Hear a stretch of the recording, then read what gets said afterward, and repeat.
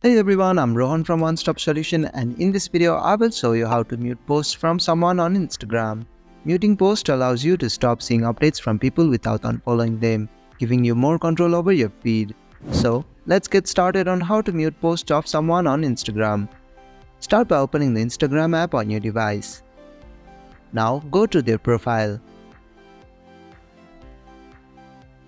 Tap following and select mute from the drop-down menu.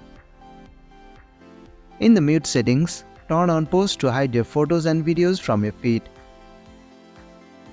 If you also want to mute their stories, turn that option on as well. And that's how you can mute post of someone on Instagram.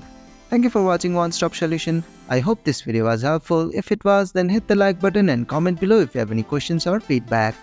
Also, if you are new to our channel, please subscribe and hit the bell icon so you won't miss our upcoming videos.